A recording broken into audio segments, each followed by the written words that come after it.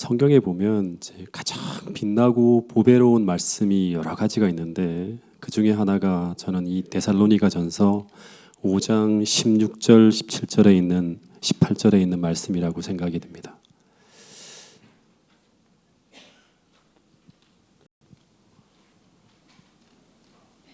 성경절이 왜 안 뜨죠? 자꾸 이렇게.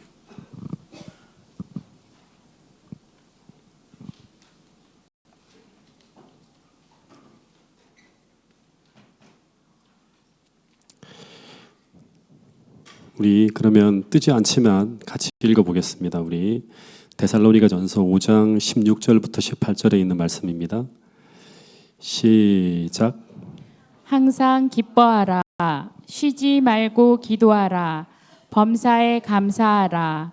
이것이 그리스도 예수 안에서 너희를 향하신 하나님의 뜻이니라. 하나님은 우리가 항상 기뻐하고 범사에라고 하는 말은 모든 일이죠. 모든 일에 감사하며 행복하게 살아가는 것, 이것이 그리스도 예수 안에서 우리를 향하신 하나님의 뜻이라고 합니다.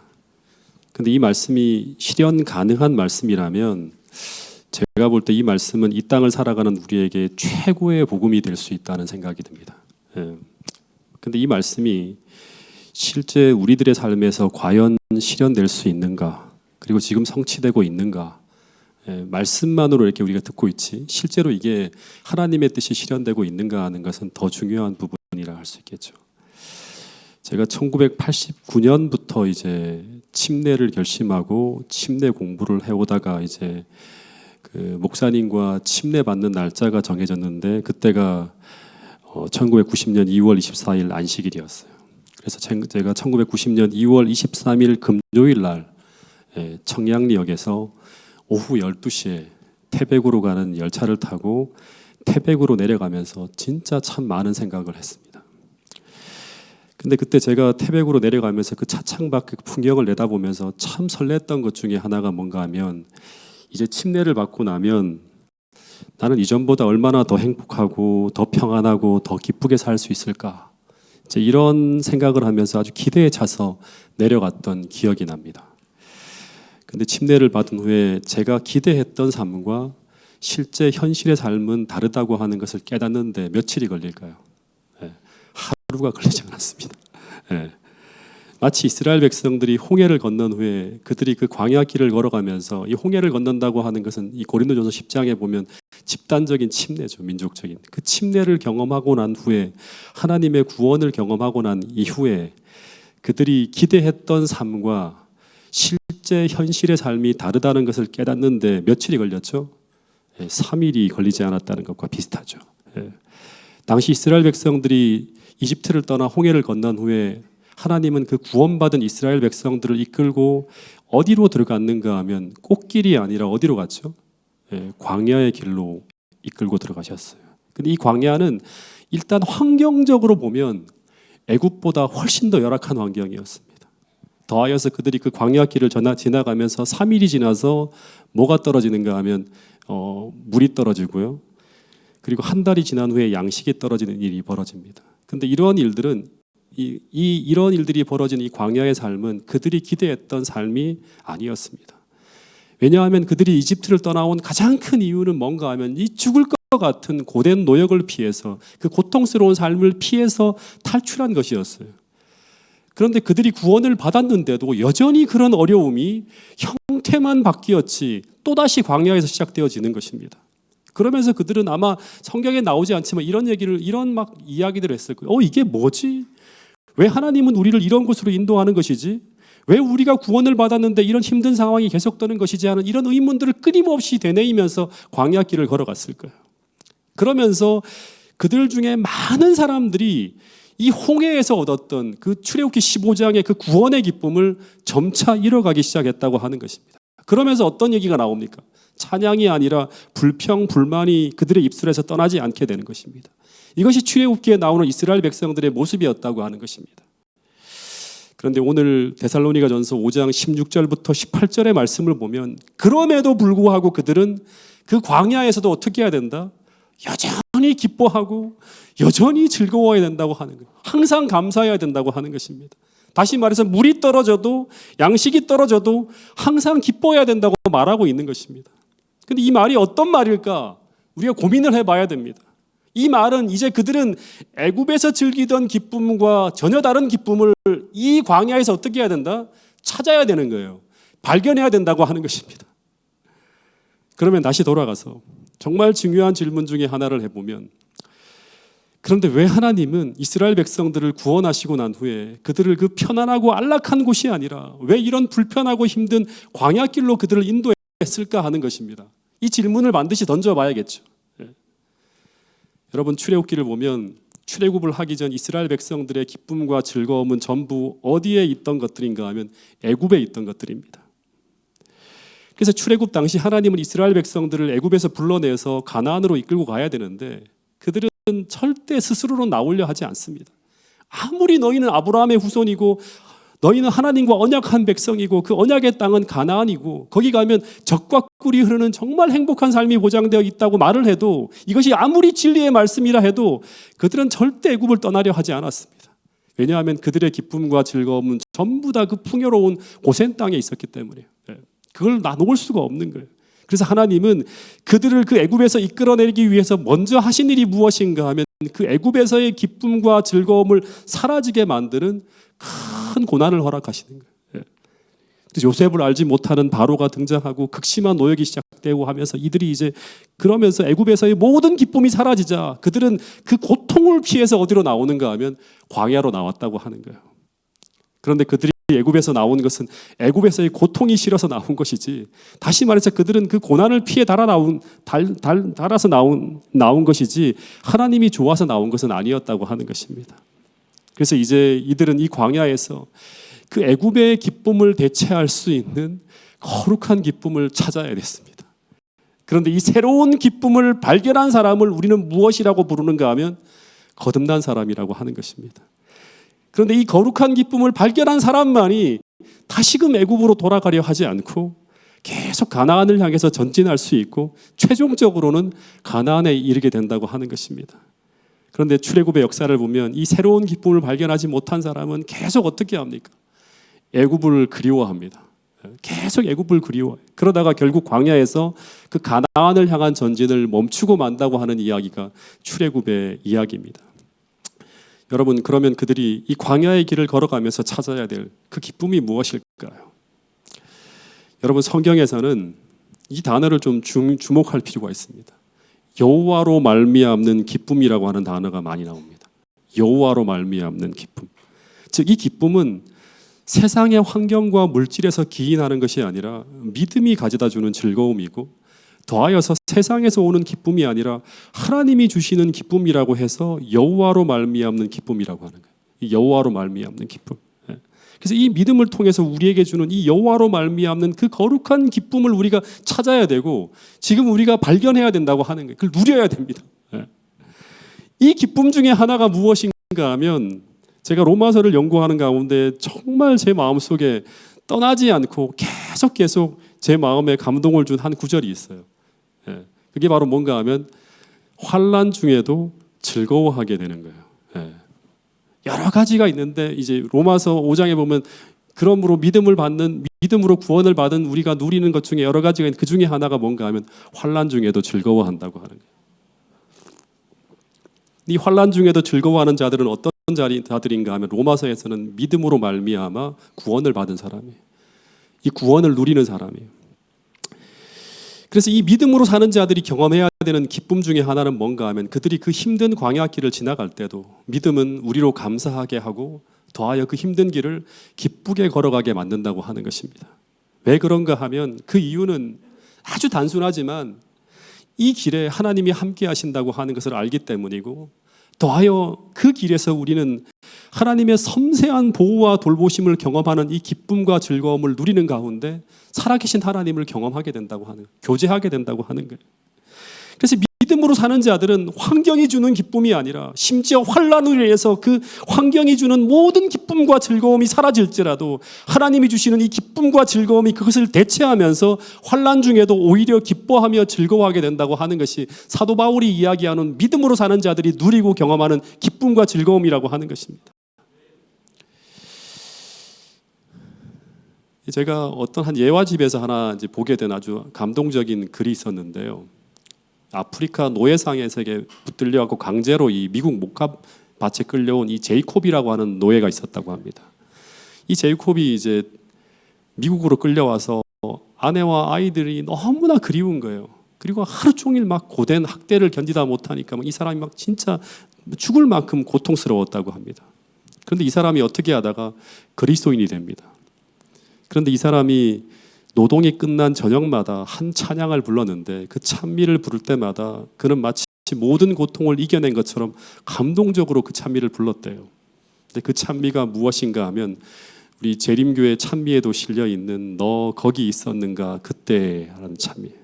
이 찬미의 가사는 이 땅에서의 고생이 너무나 힘들고 고통스럽긴 하지만 그러나 만일 갈바리 언덕에서 그 십자가에 달린 그 예수님의 모습을 보고 더하여 그 십자가에 못 박히실 때 그때 그분의 손과 발에 못을 박을 때 못을 치는 그 망치 소리를 듣는다면 이 땅의 고통을 초월하는 그 사랑에 감사하게 되고 내 몸이 어떻게 된다? 떨릴 것이라고 하는 거예요. 때때로 내 마음 떨려 하잖아요. 근데 이 사람이 나중에 전도자가 되었는데 그런 모임 때마다 이 찬미를 부르면서 그 모든 외로움과 고통스러운 환경을 뛰어넘는 위로와 감사와 기쁨을 사람들에게 전했다고 하는 것입니다.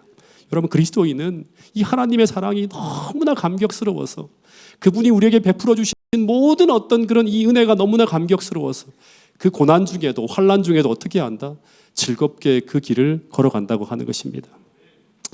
하나의 예화만 좀 더 말씀을 드리면 이 대서양에서 승객 300명을 태운 여객선인 런던호가 침몰하게 된다고 합니다. 근데 그 배가 폭풍에 밀려서 막 함초에 부딪히게 되고 그러면서 선창이 파손되어서 막 물이 들어오게 될 때 그때 배 안이 아수라장이 되고 사람들이 울고 불고 난리가 납니다. 싸움이 벌어지고 미쳐서 고함을 지르는 등 지옥 같은 일이 막 벌어졌다고 합니다.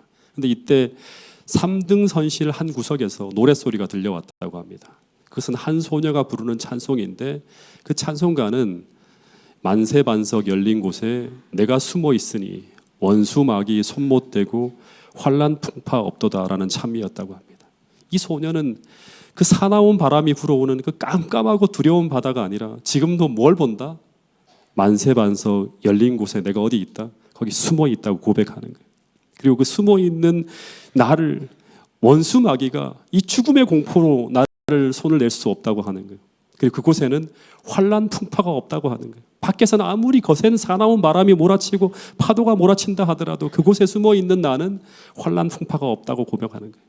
근데 이 소녀가 그 수많은 사람들이 그 죽음의 공포와 두려움 속에 떨고 있을 때 그 두려움을 이기면서 아주 평화스러운 얼굴로 그 노래를 부르고 있었는데 그런데 그 믿음의 고백에 달린 그 노래를 들으면서 곁에 있는 사람들이 하나둘씩 모여들어서 그 소녀를 따라 노래를 부르기 시작했다고 합니다. 그리고 그 노래의 메아리가 온 배에 퍼져나갔고 마침내 대합창이 되었대요. 그래서 그 노래가 그 사나운 바람과 파도 소리를 능가하는 우렁찬 합창이 되어서 생존자의 증언에 의하면 이 지옥 같은 곳을 천국으로 바꿔버렸다고 합니다. 그러면서 그 절망과 공포에 쌓여있던 사람들은 평화를 회복하고 그 평안한 얼굴과 안정된 마음으로 죽음을 기다렸다고 하는 거예요. 이때 살아남은 사람은 300명 중에 수십 명에 불과했다고 합니다. 대부분의 승객들이 노랫소리와 함께 파도 속으로 한 사람 한 사람 사라져갈 때 그들 중 많은 사람들은 그 죽음의 환난 중에도 평안한 마음으로 최후를 맞이했다고 하는 것입니다. 여러분, 믿음은 환난 중에도 우리를 평안하게 하고 더하여 주님을 신뢰함으로 말미암아 그 두려움을 이길 뿐만 아니라 환난 중에도 즐거워한다고 이 약속의 말씀은 이야기하고 있습니다. 왜냐하면 믿음으로 우리는 어떤 환난 속에서도 그 만세반석이 열린 곳에 달려 들어갈 수 있기 때문이라고 하는 것입니다. 그런데 이 환난 중에 즐거워하고 기뻐하는 이 기쁨은 애굽에서는 존재하지 않는 기쁨이고 이 땅에서는 이 세상에서는 경험할 수 없는 기쁨이라고 하는 것입니다. 그런데 오늘 우리는 이 거룩한 기쁨을 지금 이 광야 같은 세상을 살아가면서 반드시 찾아야 되고 경험해야 된다고 하는 것입니다. 왜냐하면 이 거룩한 기쁨을 믿음을 통해 발견해야지만 우리는 가나안을 향해서 끝까지 계속 전진할 수 있기 때문이라고 하는 사실을 우리 모두가 기억할 수 있게 되기를 간절히 바라겠습니다. 근데 대부분 이스라엘 백성들은 그 광야 길을 걸어가면서 이 기쁨을 찾지 못합니다. 그래서 대부분은 이 세상에 속한 기쁨이 사라지는 그 광야에서 이 가나안을 향한 전진을 멈추게 된다고 하는 것입니다. 여러분, 우리도 마찬가지일까요?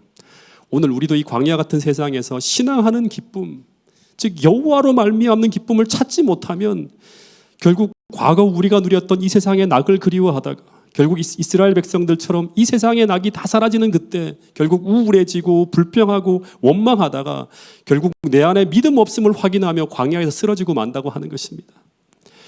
여러분, 우리가 이 신앙의 길을 계속 걸어가는 이유는 그 길에 하나님이 주시는 행복이 있다고 하는 것을 알기 때문에 이 길을 걸어가는 것입니다. 그런데 만일 이 광야 같은 이 길이 그런 기쁨과 즐거움은 존재하지 않고 단지 가나안을 향해 가기 위해서 거쳐가는 과정이고 의무이기 때문에 오직 인내하며 가야만 한다면 그 40년이라고 하는 그 먼 길을 끝까지 걸어가기란 불가능한 것입니다. 여러분, 신앙은 원칙과 의무로만 하는 것이 아니라 그리스도와 함께 걸어갈 때 그때 그분과 나 사이에 주고받는 이 신앙의 기쁨을 누리면서 이 신앙이라고 하는 길을 기쁘고 행복하게 걸어가는 것이 바로 신앙하는 자들이 믿음의 정점에 서 있는 사람들이 노래하는 고백이라고 하는 것입니다. 여러분, 그래서 제가 사도 바울이 이 기쁨이 사라져가는 종말적 세상을 살아가는 당시 그리스도인들에게 이런 말을 했습니다. 참 의미 있는 성경절들인데요. 제가 하나하나 좀 읽어드리면 고린도후서 1장 24절에 보면 사도 바울이 고린도 교인들한테 뭐라고 하는가 하면 우리가 너희 믿음을 주관하려고 하는 것이 아니요 오직 너의 기쁨을 돕는 자가 되려 함이니라 말해요. 그러니까 너희가 잃어버린 그 기쁨을 찾아 회복하는 것을 돕겠다고 하는 거예요. 이는 너희가 믿음에 섰습니다. 믿음에 서 있는 자는 이 기쁨이 있다고 하는 걸 알려주는 거죠. 빌립보서 1장 25절에도 내가 살 것과 너희 믿음의 진보와 그 다음에 또 뭐라고 해요? 기쁨을 위하여라고 해요. 믿음이 성장하면 신앙의 기쁨도 어떻게 된다? 성장하는 거예요. 네. 그래서 너희 무리와 함께 거할 이것을 확신하노니 하는 그런 얘기를 합니다. 여러분, 근데 이 기쁨, 주님이 주시는 이 기쁨과 즐거움을 느헤미야는 무엇이라고 말하는가 하면 이것은 바로 그리스도인의 힘, 파워라고 합니다. 그러니까 이게 없으면 우리는 힘을 잃어버려요. 네. 느헤미야 8장 10절 아주 중요한 말씀인데요. 같이 한번 읽어보겠습니다. 시작. 여호와로 인하여 기뻐하는 것이 너희의 힘이니라. 여러분, 여호와로 인하여 기뻐하는 것이 너희의 힘이다. 이 하나님을 섬기는 가운데 오는 이 즐거움과 이 기쁨을 우리가 알고 있다면 이 힘은 우리가 걸어가는 이 광야의 길의 모든 불편함에도 불구하고 더하여 그 어떤 환난이나 고난 속에서도 더하여 우리가 겪는 모든 신앙의 치열한 싸움 중에서도 우리는 우리를 사랑하시는 이로 말미암아 어떻게 이긴다? 넉넉하게 이기게 된다고 사도 바울은 이야기하고 있습니다. 실제 사도 바울은 그가 소유한 세상의 모든 즐거움과 기쁨이 다 사라지는 가운데서도 그런 이 기쁨과 즐거움을 가지고 신앙의 승리의 마침표를 찍었다고 하는 사실을 우리 모두가 기억할 수 있게 되기를 간절히 바라겠습니다. 로마서 8장에서 사도 바울은 그래서 그는 기근이나 환난이나 적신이나 칼이라 할지라도 우리를 사랑하시는 이로 말미암아 자신은 이 모든 것을 억지로가 아니라 기쁘게 넉넉하게 이기게 된다고 이야기하고 있는 것입니다. 여러분, 여호와로 인하여 기뻐하는 것이 우리의 힘이라고 하는 이 고백이 태능교회 모든 성도들의 고백이 될 수 있기를 간절히 바라겠습니다. 여러분, 정노의 계단 마지막 장이 무슨 장인지 혹시 아세요? 마지막 장, 정노의 계단, 스텝 투 크라이스트, 주님께로 나가는 길의 마지막 절정이 뭔지 아십니까? 그 스텝의 마지막이, 그 마지막이 바로 뭐냐 그러면 주 안에서 기뻐하는 것이라고 합니다. 우리가 신앙인으로 경험해야 될 마지막 단계, 최고의 정점은 바로 뭔가 하면 주님 안에서 행복해하는 거예요. 기뻐하는 것이라고 합니다. 근데 어떻게 주님 안에서 기뻐하는가? 주님이 내 삶의 모든 고난과 시련을 다 제거해 주셨기 때문에 주 안에서 기뻐하고 감사해야 되는가? 그렇지 않아요. 고난 중에도 시련 중에도 그분이 내 안에서 그것을 극복할 소망을 주시기 때문이고 은혜를 주시기 때문이고 그리고 우리는 그 고난 속에서도 주님을 찬양하고 그 고난을 극복하며 나가는 이 모든 것들이 기쁨이기 때문에 하나님을 찬양하고 노래하면서 그 하늘까지 전진한다고 하는 것입니다. 여러분, 이것이 바로 내 안에 믿음이 있다는 증거이고 내 안에 그리스도가 계시다고 하는 증거라고 하는 사실입니다. 여러분, 그래서 하박국 선지자가 이런 고백을 하잖아요. 제가 지난번 그 하박국 소개할 때도 마지막 성경절에서 같이 나눴는데 오늘 이 말씀을 다시 한번 읽어보겠습니다. 시작.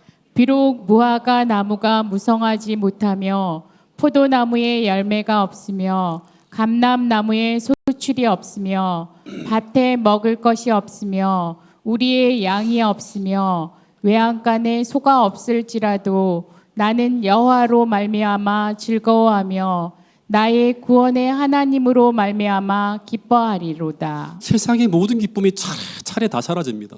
다 없어져요. 다 없어져요. 없을지라도 나는 왜 기뻐한다? 여호와로 말미암아라고 하는. 내 구원의 하나님으로 말미암아 나는 어떻게 한다? 기뻐하리로다 하는 거예요. 여러분, 이 고백이 어떤 의미인지 이것이 오늘 우리에게 경험되어지고 있다면 우리는 항상 기뻐하고 범사에 감사하고 쉬지 않고 기도하는 가운데서 하나님의 뜻이 오늘 우리 안에 성취되어지는 그 행복을 우리는 경험할 수 있을 것이라고 성경은 이야기하고 있는 것입니다. 여러분, 데살로니가전서 5장의 이야기는 아카데미 시간에 우리 공부한 것처럼 재림 준비의 하나의 마지막의 어떤 필수적인 요소예요. 예.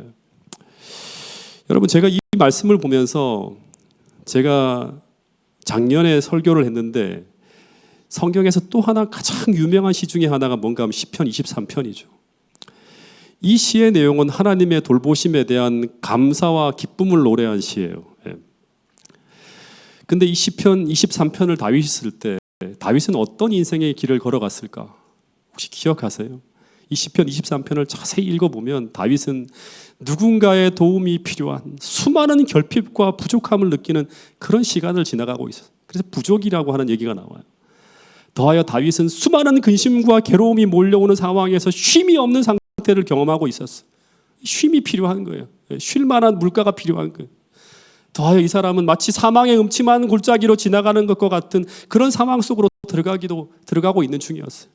이 구절은 다윗이 사울의 무고한 공격을 받고 있는 정말 죽고 싶을 만큼 괴로운 상황이던가 아니면 밧세바와의 동침을 한 후에 아주 깊은 죄책감에 빠져서 정말 스스로를 포기하고 싶을 만큼 비참한 상황이던가 아니면 압살롬의 자기 아들의 공격을 피해 달아나는 상황이던가 아니면 아들 압살롬의 죽음을 바라봐야만 하는 그런 힘든 고통의 상황을 지나가고 있었을지도 모르겠습니다.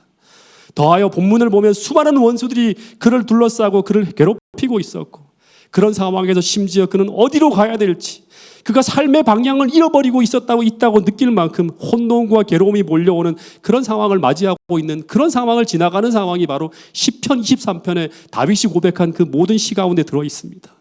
그런데 그가 믿음으로 주님을 바라볼 때 그때마다 여호와는 그의 목자가 되어서 그에게 이 모든 부족이 채워지는 기쁨과 행복을 경험하고 있었다고 고백하고 있는 것입니다.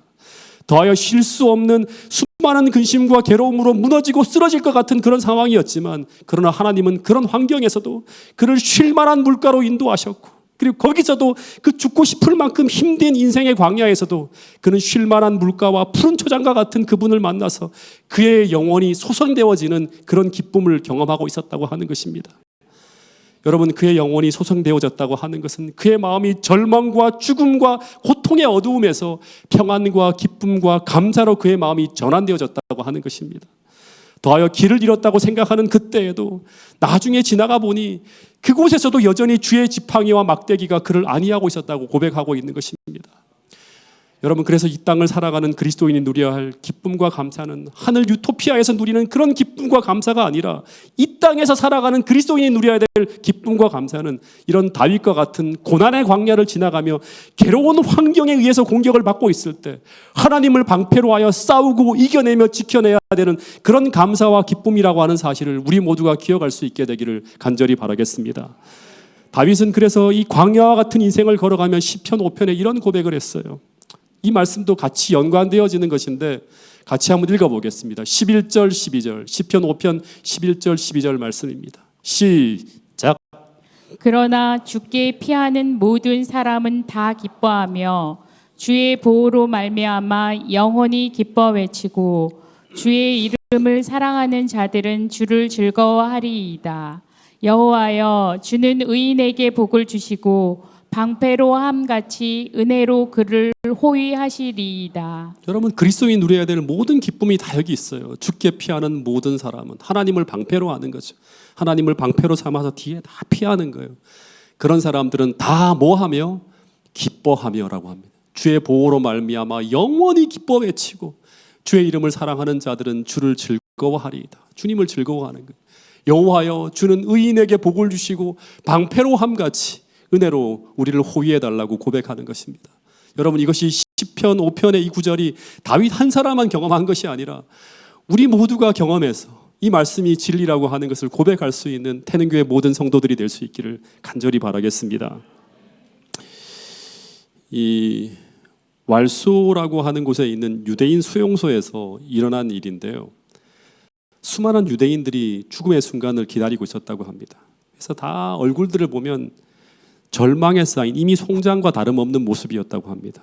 그때 한 청년이, 이 그리스도인 청년이 믿음으로 죽기 전에 벽에다 이런 글을 쓰기 시작했다고 합니다. 빛을 볼 수 없어도 나는 태양이 존재함을 믿는다. 느끼지 못해도 나는 사랑을 믿는다. 보이지 않으나 나는 하나님을 믿는다. 믿음으로 보고 믿음으로 그 사랑을 느끼고 믿음으로 나는 이 순간에도 평안을 잃어버리지 않고 주님이 주신 이 기쁨을 잃어버리지 않고 믿음으로 주님과 동행한다고 하는 거예요. 이 청년의 글이 벽에 새겨졌을 때 송장 같은 그들의 얼굴이 밝아지고 그 눈동자에서 막 빛이 보이기 시작했다고 하는 그런 기록이 있습니다. 여러분, 이 믿음이 죽음의 두려움을 이겨내고 하나님이 주시는 은혜로 우리의 마음을 지옥에서 회복시켰다고 하는 거예요. 여러분, 이것이 사실이라고 하는 것을 좀 믿을 수 있게 되기를 간절히 바라겠습니다. 이것이 이 사람들만이 자기 체면이 아니라 자기 마음을 스스로 조정하는 것이 아니라 하나님이 주시는 믿음으로 말미암는 변화라고 하는 것을 경험할 수 있게 되기를 간절히 바라겠습니다. 이것이 바로 이 땅을 살아가는 이 사람만이 아니라 모든 그리스도인들이 누려야 될 축복이자 기쁨이라는 사실을 우리 모두가 기억하고 이 마지막 시대에 모든 기쁨이 사라지거나 하는 가운데서도 우리 모두도 이런 고백을 할 수 있게 되기를 간절히 바라겠습니다. 빛을 볼 수 없어도 나는 하나님이 존재함을 믿는다. 느끼지 못하는 상황이 벌어진다 하더라도 난 하나님의 사랑을 믿는다. 왜냐하면 하나님은 십자가를 통해서 그 모든 사랑을 우리에게 확실하게 보여줬기 때문에 어떠한 상황에도 난 하나님을 의심하지 않는다는 그 믿음의 고백을 태능교회 모든 성도들이 고백할 수 있게 되기를 간절히 바라겠습니다. 또 하나, 이 다윗은 이 광야 같은 고난의 인생을 지나갈 때 그의 어두운 마음이 소생되어지는 기쁨을 경험하게 만든 또 하나의 비결을 성경 곳곳에 적어 놓았는데 그것이 무엇일까요? 시편 19편 7절 8절 말씀을 같이 한번 읽어보겠습니다. 시작. 여호와의 율법은 완전하여 영혼을 소송시키며 여호와의 증거는 확실하여 우둔한 자를 지혜롭게 하며 여호와의 교훈은 정직하며 마음을 기쁘게 하고 여호와의 계명은 순결하여 눈을 밝게 하시도다. 그러니까 여호와의 율법이, 여호와의 교훈이, 이 하나님의 말씀이 내 마음에 신앙의 기쁨을 소생시켰다고 하는 그런 기록이 있습니다. 근데 예레미야도 그 큰 고난 속에서 다윗과 같은 방법을 통해 그의 마음에 기쁨을 회복했다고 하는 표현이 있어요. 만군의 하나님 여호와시여, 나는 주의 이름으로 일컫는 받는 자라. 내가 주의 말씀을 얻어 먹었사오니, 하나님 말씀을 얻어 먹었사오니 주의 말씀은 내게 뭐가 된다? 기쁨과 마음의 즐거움이 되었다는 고백을 합니다. 그리고 예수님도 저는 이 말씀을 정말 좋아하는데요. 이 말씀을 같이 한번 읽어보겠습니다. 시작. 내가 이것을 너희에게 이름은 내 기쁨이 너희 안에 있어 너의 기쁨을 충만하게 하려 함이라. 내가 이것을 너희에게 이름은, 그러니까 이 말씀을 너희에게 전하고 있는 것은 본문의 말씀을 보면 이 내가 너희에게 이른다고 하는 건 하나님 말씀을 가르쳐 주는 거죠. 그 말씀을 너희에게 이르는 것은 그것은 지금 내가 그 말씀으로 인한 충만한 기쁨이 있는데 근데 내 안에 있는 이 기쁨이 너희 안에 있어 너의 기쁨을 충만하게 하려 하신다고 하는 거예요. 예수님은 이 땅에서 살아가실 때 그분이 이 광야 같은 세상을 살아갈 때 그분이 가졌던 그 기쁨을, 그 충만한 기쁨을 우리에게 주신다고 하는 거예요. 믿음으로 이걸 다 받아야 돼요, 우리가요. 그래야지만 우리가 주님처럼 살아갈 수 있는 거예요. 그래서 우리는 하나님의 말씀 안에서 나를 살리시는 그 생명의 하나님을 만나야 되고요. 그리고 내게 말씀하시는 살아계신 그분의 음성을 들어야 됩니다. 그래야지만 우리는 지옥 같은 세상에서 여호와로 말미암는 그 기쁨 충만한 삶을 살아갈 수 있다고 하는 거예요. 항상 기뻐하며 살아갈 수 있다고 하는 거예요. 여러분, 출애굽 당시 이스라엘 백성들이 그 고난의 광야의 길을 걸어갈 때 그들에게 매일매일 그들의 삶에 필요한 양식인 이 만나가 내리고 있었는데, 근데 이스라엘 백성들에게 필요한 것은 어찌 보면 만나가 아니었습니다. 왜냐하면 그들은 이 만나를 먹고도 하늘 가나안까지 못 가는 거예요. 광야에서 다 죽었습니다. 만나보다 더 중요한 것은 무엇인가 하면 그들의 마음을 살릴 수 있는 영의 양식이었다고 하는 거예요. 이게 신명기 8장에 보면 이 모세가 40년 동안 광야길을 쭉 걸어가고 난 이후에 뭐라고 말하는가 하면 너희로 이 광야길을 40년 동안 걷게 하신 것을 기억하라고 하면서 이 40년 동안 광야길을 통해서 하나님께서 오늘 우리에게 하나의 귀중한 교훈을 가르쳐 주셨는데, 그것은 바로 사람이 떡으로만 사는 것이 아니라, 이 물질로만 사는 게 아니라 뭐로 산다? 여호와 입에서 나오는 모든 말씀으로 사는 것이었다고 하는 거예요. 이게 40년 광야길을 다 걷고 난 다음에 그가 하나 이스라엘 백성들에게 가르쳐 주고자 하는 진짜 중요한 교훈이었다고 하는 거예요. 다시 말해 이 말씀들은 하늘 가나안을 향해 그 고단한 광야길을 걸어가는 이스라엘 백성들에게 있어서 문제는 물의 문제도 아니요, 떡의 문제도 아니요, 신발도 아니요, 의복의 문제도 아니라고 하는 거예요.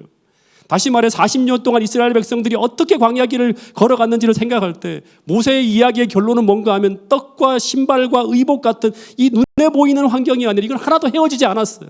다 하나님이 지켜주셨다고 하는 거예요. 중요한 것은 무엇인가 하면 이 상황을 견디지 못하는 우리의 허약한 마음이었다고 하는 거예요. 믿음으로 견고하게 방어하지 못한 이 모든 마음이 무너질 때 그들은 결국 다 광야에 쓰러졌다고 하는 것입니다. 즉 내 마음이 이 눈에 보이는 험한 광야 환경을 바라보면서도 흔들리고 낙담하지 않을 수 있는 마음을 가질 수 있는가가 문제였다고 하는 것입니다. 그래서 모세의 결론은 뭔가 하면 당시 이스라엘 백성들은 매일매일 이 만나를 하나님으로부터 받는 것처럼 매일매일 영적 만나를 받아야 했다고 하는 것입니다. 그리고 그 말씀으로 자신의 마음을 채우고 그 말씀을 믿음으로 실천하면서 그 말씀이 육화되어지는 것을 경험하며 살아가야 했다고 하는 것이 이 신명기 8장에서 모세가 던지는 중요한 기별이라고 하는 것입니다. 오래전 제가 교회에서 설교를 준비하고 있는데 한 여자분이 전화를 걸어서 제게 상담을 요청했습니다. 근데 이분은 제가 심우하는 교회에 출석하는 교인분이 아니었어요. 저는 한 번도 본 적이 없는 분이었어요. 근데 가끔씩 제게 전화를 걸어와서 신앙에 대해 상담을 해오시는 분이었는데, 근데 그날은 이상하게 목소리가 굉장히 다운되어 있었어요. 그리고 불행한 과거의 추억을 쭉 이야기하면서 아주 펑펑 우시는 거예요. 그러면서 하시는 말씀이 이제 마지막으로 자신이 너무너무 고통스러워서 제게 자신의 과거를 다 이야기하고 이제 스스로 생명을 끊으려 한다고 하는 거예요. 제가 깜짝 놀라서 그러시면 안 된다고 하면서 막 이제 이야기하는데 그분이 더 펑펑 우시면서 자신이 왜 이제 생명을 끊으려 하는지에 대해 자세히 설명하면서 아주 고통스러웠던 과거와 그 상처의 아픔들을 쭉 이야기하는 거예요. 그러면서 자신 앞에 죽음을 준비하면서 이제 어떤 약이 앞에 놓여 있는데 이것을 먹고 이제 죽을 것이라고 하면서 전화를 탁 끊어버렸어요, 저한테. 제가 깜짝 놀라서 다시 전화를 걸었죠. 근데 안 받는 거예요. 근데 이분이 어디 사는지 알 수가 없는 거예요. 빨리 이분을 찾아가야 되는데. 제가 이분이하고 이야기하는 중에 한 5번째 통화를 할 때 이분의 오빠가 친오빠라고 하면서 우리 교회 한 목사님의 친척 오빠라고 하면서 우리 교회 목사님의 이야기를 하는 것이 기억이 나서 빨리 교회 주소록을 막 뒤져서 그 목사님께 전화를 걸었어요. 그리고 이분을 아냐고 했더니 안다고 하는 거예요. 지금 상황을 설명하고 이분의 주소를 확인할 수 있냐고 했더니 그분이 이분에게 시조를 계속 보냈대요. 그래서 시조사 전산실로 전화해 보라고 하는. 그래서 막 시조사 전산실로 전화를 걸었어요. 그리고 이분의 주소를 알려달라니까 왜 알려달라고 하는 물어갖고 막 빨리 시간 없다고 하면서 이런 상황이라고 얘기를 했어요. 그리고 주소를 확인한 후에 제가 바로 차를 몰고 막 달려갔어요. 그리고 계속 통화를 시도했어요. 전화를 받지 않는 거예요. 너무 막 벌벌벌 떨리는 거예요. 그리고 올라가면서도 계속 기도하면서 하나님 나쁜 일이 벌어지지 않게 해달라고 막 기도하면서 동시에 경찰에다 신고를 했습니다. 그리고 정신없이 그 집으로 막 달려갔는데 도착해서 벨을 누르는데 아무리 눌러도 열어주지 않는 거예요. 조금 있으니까 경찰이 왔어요. 위치 추적을 해보니까 그분이 거기 있는 것이 확인되어서 경찰의 도움을 받아서 그 집 안으로 들어갈 수가 있었습니다. 들어가 보니까 다행히 그분이 거기 있었는데요. 근데 사고는 아직 일어나지 않았어요. 너무나 감사해서 눈물이 핑 돌았어요. 근데 그분이 굉장히 불안정한 상태로 있었는데 그 표정이 너무 어두웠고 그 얼굴에는 완전히 모든 희망과 세상의 모든 기쁨을 다 빼앗긴 것 같은 아주 절망적인 사람이 바로 저 사람이구나 할 정도로 너무나 어둡고 우울해 보였어요. 잠시 그분을 위해 기도해드리고 그냥 돌아갈 수가 없어서 친척, 형제가 있는지를 물어봐서 그 동생분이 있다고 하는 걸 알고 그 동생분한테 전화를 해서 그 동생 빨리 오라고 하고 난 다음에 동생이 도착할 때까지 경찰과 함께 그 집에 앉아 있다가 그 동생에게 누나를 인계하고 다시 제가 집으로 돌아왔는데, 근데 혼자 돌아오는데 마음에 떠나지 않는 한 생각이 뭔가 하면 그분 앞에 안진뱅이 책상이 있었는데 그 책상 위에 뭐가 놓여 있는가 하면 성경이 놓여져 있었다고 하는 거예요. 다시 말해 그분은 하나님을 믿는 분이었어요. 근데 그분은 하나님 말씀을 읽고 듣고 했지만 그분에게는 이 하나님의 말씀이 다윗처럼 그 영혼을 소생시키는 말씀이 못 되었다고 하는 거예요. 동시에 떠오른 생각이 뭔가 하면 이스라엘 백성들이었어요. 이스라엘 백성들은 그 광야 40년 동안 모세를 통해 하나님 말씀을 수도 없이 들어왔지만 이 하나님의 말씀이 그들의 영혼을 소생시키지 못했다고 하는 거예요. 그래서 그들은 그 광야라고 하는 환경과 고통과 어려움을 이겨내지 못했다고 하는 것입니다. 마찬가지로 그 지나온 과거, 불행한 감정과 억울함, 용서할 수 없는 사람에 대한 분노와 미움, 그 깊은 상처를 왜 그분은 수도 없이 들려오는 그 말씀을 통해서 그 불행하고 어두운 죄악적 감정을 거룩한 기쁨과 죄를 이겨내는 즐거움으로 그 어두운 감정을 전환시키지 못했는가? 이게 정말 고민이었어요. 여러분 잠언 3장 24장 23절에 보면 이런 말씀이 있죠. 무릇 지킬 만한 것보다 뭘 지키라? 내 마음을 지키라. 생명의 근원이 이에서 남이나. 마음을 지켜낸다는 것이 무엇인가? 우리가 우리의 마음을 지켜낸다고 하는 것은 지켜야 된다는 것을 알고 있는데 어떻게 지켜야 되는지를 우리는 잘 모르는 경우가 많다고 하는 거예요. 마지막으로 제가 그래서 조지 뮬러라는 사람의 이야기를 잠시 하고 오늘 말씀을 정리하려고 합니다. 이 조지 뮬러라고 하는 사람은 1800년대 영국의 고아원을 설립하면서 기도의 사람으로 유명한 사람이에요. 근데 이 사람의 신앙의 일대 전환을 이룬 한 계기를 적어놓은 글이 있었어요. 그 이야기가 이 조지 밀러의 전기에 나온 부분인데 제가 조금 읽어드리면 여러분 이 말씀을 한번 같이 실천해 봤으면 좋겠어요. 예. 나는 내가 매일 해야 되는 가장 우선되고 중요한 일은 주 안에서 내 영혼이 행복해지는 것임을 이전보다 더 분명히 알게 되었다. 내 영혼이 주 안에서 행복해지는 것. 내가 맨 먼저 관심을 기울여야 되는 것은 내가 얼마나 주님을 섬겨야 되는가, 혹은 내가 어떻게 주님을 영화롭게 해드릴까 하는 것이 아니다.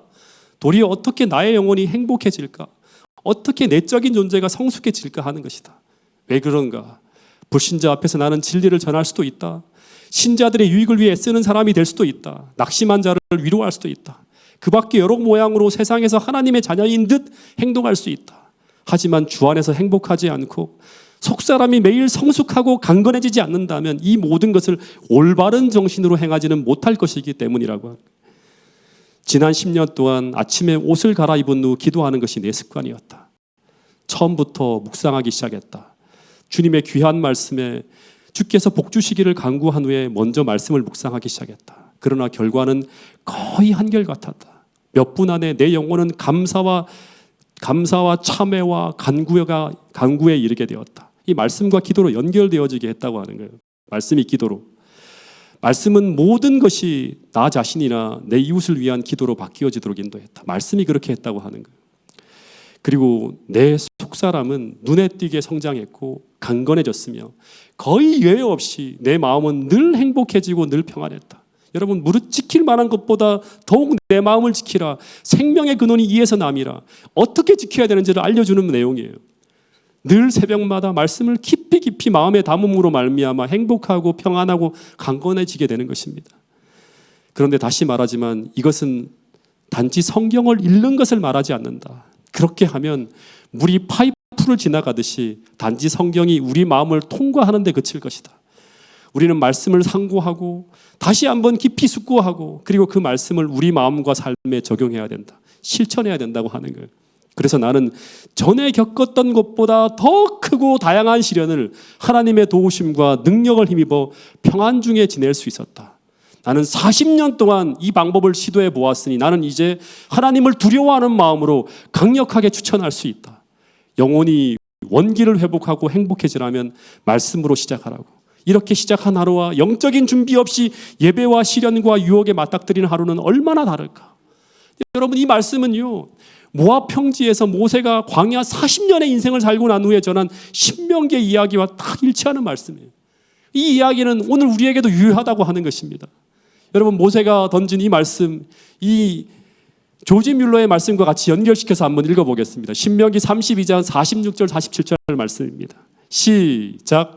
그들에게 이르되 내가 오늘날 너희에게 증거한 모든 말을 너희 마음에 두고 이 율법의 모든 말씀을 지켜 행하게 하라. 이는 너희에게 허사가 아니라 너희 생명이니 이 일로 인하여 너희가 요단을 건너 얻을 땅에서 너희의 날이 장구하리라. 여러분, 본문의 말씀을 보면 하나님은 먼저 이 하나님 말씀을 마음에 적용하고, 너희 마음에 두고라고 하죠. 그죠? 그 다음에 행동으로 실천해서 삶에도 적용하라고 합니다. 근데 이것이 너희의 무엇이다? 생명이라고 하는 거예요. 이 생명이 바로 우리의 기쁨과 행복이라고 하는 것입니다. 여러분, 말씀을 줄이면서 여러분, 우리 안에 있는 기쁨이 어떤 것인지를 한번 체크해 보시기 바랍니다.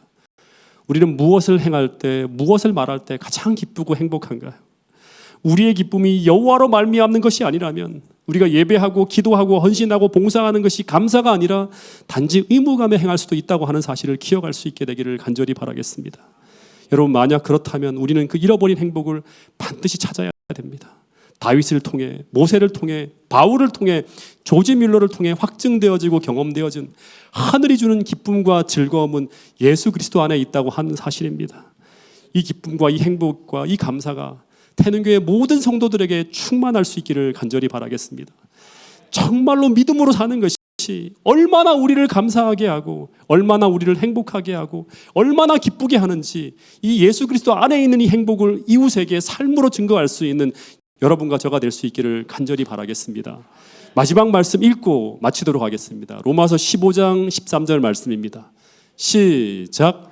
소망의 하나님이 모든 기쁨과 평강을 믿음 안에서 너희에게 충만하게 하사 성령의 능력으로 소망이 넘치게 하시기를 원하노라. 소망의 하나님이 모든 기쁨과 평강을 믿음 안에서 태능교회 모든 성도들에게 충만하게 하시기를 간절히 축원하면서 오늘 말씀을 줄이도록 하겠습니다.